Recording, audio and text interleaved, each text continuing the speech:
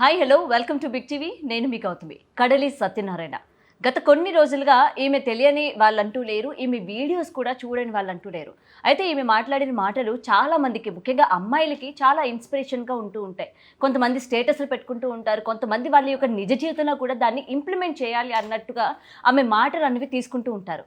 కానీ ఈ మధ్య కాలంలో ఇచ్చిన ఇంటర్వ్యూస్లో ఆమె మాట్లాడిన కొన్ని మాటలు నిజంగా అభ్యంతరకరంగానే ఉన్నాయి. ముఖ్యంగా తల్లిదండ్రులని ఉద్దేశించి కావచ్చు, లేకపోతే ఆడపిల్లల్ని ఉద్దేశించి కావచ్చు, లేకపోతే ఇండిపెండెంట్గా ఉండాలి అని చెప్పిన తీరు కావచ్చు, నిజంగా చాలా మందిని ఈరోజు ఒక అంటే ఎందుకు ఈ విధంగా మాట్లాడుతుంది తిను అనేటట్టు ప్రతి ఒక్కరిని ఆలోచింపజేసేటట్టు కూడా చేస్తూ ఉన్నాయి. సో దీని గురించి మాట్లాడదాం. అసలు కడలికి ఏమైంది, ఎందుకు ఇలా మాట్లాడుతుంది, కడలి ఏమైనా డిప్రెషన్లో ఉందా, తను అసలు ఏం మోటివ్ పాస్ చేయాలనుకుంటుంది, ఇటు యంగ్స్టర్స్కి కావచ్చు, ముఖ్యంగా ఇండిపెండెంట్గా ఉన్న లేడీస్కి కావచ్చు, తను ఏం మోటివ్ చెప్పాలనుకుంటుంది, ఏం మెసేజ్ ఇవ్వాలనుకుంటుంది అన్న విషయాలు తెలుసుకుంది. ఇవాళ మనతో పాటు ఉషశ్రీ గారు ఉన్నారు. మ్యామ్ నమస్తే. నమస్తే గౌతమి. కడలి సత్యనారాయణ. సో మనం ఏంటంటే సోషల్ మీడియాలో పొద్దున్న లేచినప్పటి నుంచి చాలామంది వీడియోస్ మనం చూస్తూ ఉంటాము. కొంతమంది మోటివేషనల్ స్పీకర్స్ ఉంటారు, కొంతమంది మన లైఫ్లో ఎలాంటి డిప్రెషన్లో ఉన్నా వాళ్ళ వీడియోస్ చూడగానే కొంతమంది అది వాళ్ళ లైఫ్లోకి చాలా వరకు హెల్ప్ అవుతూ ఉంటాయి. చాలామంది వీడియోస్ అట్లా కడలి గారి వీడియోస్ కూడా కొంతవరకు అందరికీ మంచిగా అనిపించినప్పటికీ ఈ మధ్యకాలంలో ఆవిడ మాట్లాడిన మాట తీరు ఏదైతే ఉందో నిజంగా యాక్సెప్టబుల్గా లేదు. ఇప్పటికే సొసైటీలోనే కొంతమంది జనాలు, లేడీస్ అందరూ కూడా ఆమెకి వ్యతిరేకంగా మాట్లాడుతున్న పరిస్థితులు కూడా కనిపిస్తున్నాయి. సో ఆమె మాట్లాడిన కొన్ని మాటల్ని అసలు నిజానికి ఏ విధంగా తీసుకోవచ్చు అంటారు? లేడీస్ అంత డెప్త్గా ఆలోచించాల్సిన అవసరం ఉందంటారా? ఎక్కడి నుంచి మొదలు పెట్టమంటావు చెప్పు గౌతమి. అంటే నేను కొన్ని వీడియోస్ చూశాను, కానీ మీరు చెప్పిన తర్వాత I researched on her and నేను ఏది రీసెర్చ్ చేయకుండా మాట్లాడు. I took enough time. నువ్వు షూట్కి రమ్మని I took enough time to research before I talk anything. ఎందుకంటే మీరు మీడియాలో ఉన్నారు, ఇది ఒక మాధ్యమం. కొన్ని కోట్ల మందిని ఇదివరకు కళకి ఆ ఎనర్జీ, ఆ శక్తి ఉండేది. కళంతో మనం రాసిన మాటలు కొన్ని కోట్ల జనాలు స్వతంత్రం వచ్చే టైంలో ఇన్స్పైర్ చేసి, ఇప్పుడు అది మీడియా. ఆ అమ్మాయి ఈ మాధ్యమంలో ఉండి ఏం చేయాలనుకుంటుంది, ఏం మోటివ్తో ఉంది అని చాలా కరెక్ట్ ప్రశ్న అడిగావు. అందుకే మరి మిమ్మల్ని జర్నలిస్టులు అంటారు. ఎందుకంటే నేను కూడా అదే చెప్దామనే రీసెర్చ్ చేసింది. పాతకాలంలో ఒక పత్రికలో ప్రచురించాలన్నా, లేకపోతే ఒక పుస్తకం ప్రింట్ చేయాలన్నా, లేకపోతే టీవీ కానీ మీడియా కానీ చేయాలన్నా ఒక స్క్రూటినీ ప్రాసెస్ ఉండేది. వాళ్ళ అర్హతని, వాళ్ళు చేసిన అంతకుముందు కొన్ని లక్షల మంది పబ్లిష్ చేయమని పంపిస్తే ఒకటే రెండో బుక్స్ ప్రచురితమయ్యాయి. అందుకనే మనకున్న పుస్తకాలకు కానీ ప్రచురించబడిన రచయితలకి పబ్లిష్డ్ రైటర్స్ అనేవాళ్ళు. అంటే నేను కథ రాశాను, 2017లో రాశాను. పబ్లిష్డ్ రైటర్ అంటానికి ఒక కొల్లబద్దు ఉండేది, దాని క్వాలిటీ చెక్ ఉండేది. ఫలానా పబ్లిషింగ్ వాళ్ళు చేస్తే అబో అమోఘమని చదివేవాళ్ళు.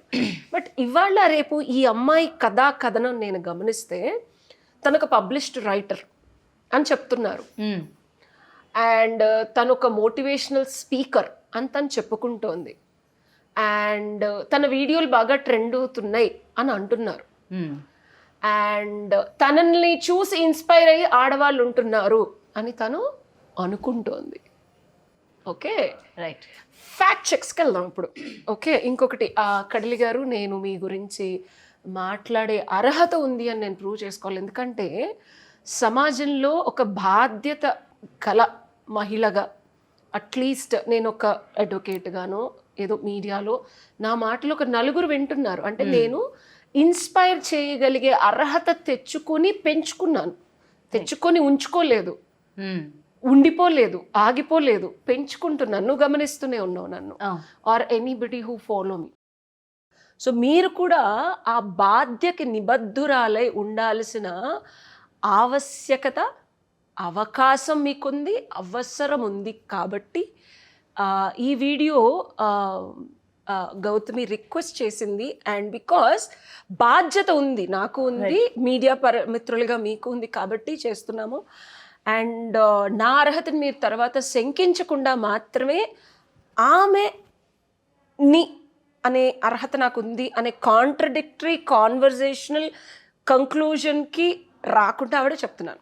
కడలి చూస్తే ఒక రచయితగా ఎస్టాబ్లిష్ అయ్యే ముందు మనం రీసెంట్ అంజలి గారి ఇంటర్వ్యూలో అమ్మాయి 2018లో ఏదో ఒక చిన్న యాక్టర్గా చేసిందిట. సో సినిమాల్లో ఉంది, సినిమాల్లో ప్రయత్నించింది, అక్కడ సక్సెస్ అవ్వలేదు అని అనుకోవాలి మనం. ఎందుకంటే ఎక్కడ మనకి పాత్రల్లో అమ్మాయి కనిపించట్లేదు. ఓకే, కష్టపడి ఆడపిల్లగా సినిమాల్లో కనెక్ట్స్ కోసము ఏదో ప్రయత్నించింది, కనెక్ట్స్ వచ్చాయి నాకు చాలా, దానివల్ల ఉపయోగపడింది అని చెప్పింది. సో ఒక రచయితగా కానీ, పాటలు రాయడం కానీ, లేకపోతే what ever movie industry entry కోసం చేసిందని చెప్పాలి. సో ఈవిడ గురించి నేను కాంట్రడిక్ట్గా కానీ, కంక్లూజనల్గా కానీ, కాంటెక్స్చువల్గా కానీ మాట్లాడాలంటే నా జర్నీ నేను 2015లోనే అనుష్క గారి రుద్రమదేవి ఆడియో లాంచ్ చేశాను. అంటే సినిమాలతో నాకు పరిచయం ఉంది ఆవిడతో, ఎందుకంటే మనం చాలా ఎనాలిసిస్ చేయబోతున్నాం. అవును అవును. లేకపోతే నీకేం అర్హత ఉంది అని చెప్పి ఆ అమ్మాయికి ఉన్న బుజ్జి బుర్రలో ఒక కంక్లూజన్ లెస్, ఒక ఎమోషన్ లెస్, ఒక ఎవల్యూషన్ లెస్, ఒక అన్హీల్డ్ హార్ట్. ఇప్పుడు నేను ఎవరికన్నా చెప్పానంటే ఇట్స్ అ హీల్డ్ హార్ట్ ఉంటుంది, అన్హీల్డ్ హార్ట్ ఉంటుంది. ఇది మీరు మీరే చాలాసార్లు అన్నారు, గూగుల్ చేయండి, ఏదైనా అర్థం కాకపోతే మీరు కూడా చేయండి. సో అన్హీల్డ్గా వచ్చి జనాల్ని మోటివేట్ చేయడం వేరు, హీల్ అయ్యి వచ్చి చేయడం వేరు. సో కాబట్టి నా అర్హతను నేను ప్రూవ్ చేసుకోవాలి కాబట్టి చెప్తున్నాను. సో 2010లో అనుష్క రుద్రమదేవి గారి ఆడియో లాంచ్ చేశాను. సో సినిమాలతో పరిచయం ఉంది. గుణశేఖర్ గారి శ్రీమతి గారు ఇప్పటికే ఎక్కడైనా కనిపించినా పలకరిస్తారు. సో నాకు అర్హత ఉంది. అండ్ మీరు ఇంకా చాలా చాలా మాట్లాడారు వీడియోలో. సో ఎమ్మెల్యే ఎంపీ గారి జగ్గి వాసుదేవ్ గారి ఈవెంట్ జరిగింది, ఈషా ఫౌండేషన్ వచ్చి. ఆ ఈవెంట్ కూడా నేనే చేశాను 2015లో. సో కాబట్టి పెద్దవాళ్లతో పరిచయాలు, అట్లీస్ట్ వాళ్ళని ట్రీట్ చేసే పద్ధతి నాకు తెలుసు. 10 ఏళ్ల క్రితం మీకన్నా నేను కొంచెం పెద్దదాన్ని, డెఫినెట్గా మీరు నాకన్నా చిన్నవాళ్ళు. మూడో విషయం వస్తే ఆ అమ్మాయి రాతలు. ఆ అమ్మాయి చెప్పింది చీర కట్టుకోవద్దు అని చెప్పి ఒక పుస్తకం రాశాను, చీరే ఎందుకు కట్టుకోవాలని. కాంట్రడిక్టరీ కాన్ఫ్లిక్ట్లో తన చీరలు కట్టుకుంటున్నారు ఇంటర్వ్యూలోనే. నేను పర్సనల్గా మీరు నాకు తెలీదు, ఇంటర్వ్యూలో కట్టుకున్నారు. మనం ఎవరికన్నా ఏదైనా చెప్పేటప్పుడు we need to look in to, మనం అట్లీస్ట్ కథలు రా కాబట్టి మీరు చెప్పచ్చు ఊహాజనితంగా ఉంటాయండి, నా డబ్బుల కోసం, ధనార్జన కోసం నేను కష్టపడి ప్రొఫెషనల్గా నేను వేరు, పర్సనల్గా నేను వేరు అని మీరు చెప్పచ్చు. కానీ మీరే చెప్తున్నారు నేను ఒక ఇన్స్పిరేషనల్ స్పీకర్ని, నేను మోటివేషనల్ స్పీకర్ని, అమ్మాయిలకి ఇల్లు ఉండద్దు, అమ్మాయిలకి సొంత ఇల్లు కావాలి అంటే ధనార్జన చేసుకోండి అని. ఈవిడ కూడా అదే కోవకి చెంది కష్టపడి వచ్చారు అని ఇక్కడ ఒక పాయింట్ మళ్ళీ గుర్తుపెట్టుకోండి, లూప్ చేస్తాను నేను మళ్ళీ. ఓకేనా? అండ్ ఈవిడ చెప్పే ప్రతి స్టేట్మెంట్ నేను గమనిస్తే కాంట్రడిక్టింగ్, కాన్ఫ్లిక్టింగ్ సినారియోస్ ఉన్నాయి. అండ్ మూడోది, ధనార్జన కోసం ఈ అమ్మాయి పుస్తకాలు రాసి ప్రచురింపచేసి ఒక సక్సెస్ఫుల్ రైటర్ అవ్వడానికి ప్రయత్నిస్తోంది. ఈ స్ట్రగ్లింగ్ పీరియడ్లో ఉంది. ఓకే, సో నా అర్హత ఏంటో కూడా చెప్తున్నాం. 2017లోనే what I want, lust or love అని ఒక పుస్తకం రాశాను నేను. దాన్ని ఒక 10 ఎపిసోడ్స్గా చేసి నెట్ఫ్లిక్స్ సిరీస్ లాగా చేశాను. తెలుగు వన్ ఓనర్ గారు కూడా దాన్ని ప్రొడ్యూస్ చేస్తున్నారు. తర్వాత కోడ్ వచ్చింది. అండ్ ఇంకోటి ఒక పెద్ద డైరెక్టర్ నా ఫ్రెండ్ అమ్మ, ఉషా నువ్వన్నా ఈ బుక్ పబ్లిష్ చేస్తావా లేకపోతే నేనే సినిమా కృతజ్ఞతలని కింద నీకు వేసేనా అని చెప్పి. సో రైటర్గా మీరు మాట్లాడినవి, మీరు చేసేవి, మీ జర్నీని కాంట్రడిక్ట్ చేయడానికి నాకు అర్హత ఉంది. This is one. Right. Okay, so ఆ బుక్ ఫ్యూచర్లో అంటే అది trilogy, what I want lust or love, what I want love or commitment, what I want commitment or marriage అనే ట్రయాలజీ బంగారం. ఇది నేను ప్రచురిస్తాను, చూద్దు కానీ. ఒకటి.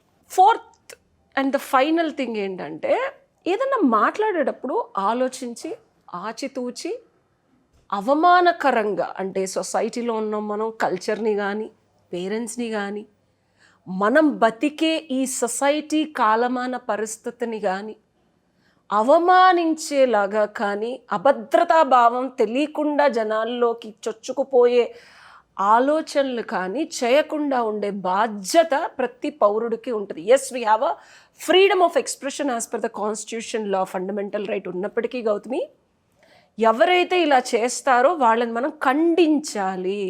ఖండించే హక్కు నీకు ఉంది, నాకు ఉంది. కాబట్టి ఈ వీడియో చేస్తున్న కింద మీరు ఏది కావాలంటే అది వేయండి. ఓకే, ఎందుకంటే మనం మాట్లాడుకోబోయే కాంటెక్స్ట్లు చాలా ఇబ్బందికరంగా ఉండొచ్చు. కాబట్టి దీనికి ఇంత ఎక్స్ప్లెనేషన్ ఇవ్వాల్సి వచ్చింది.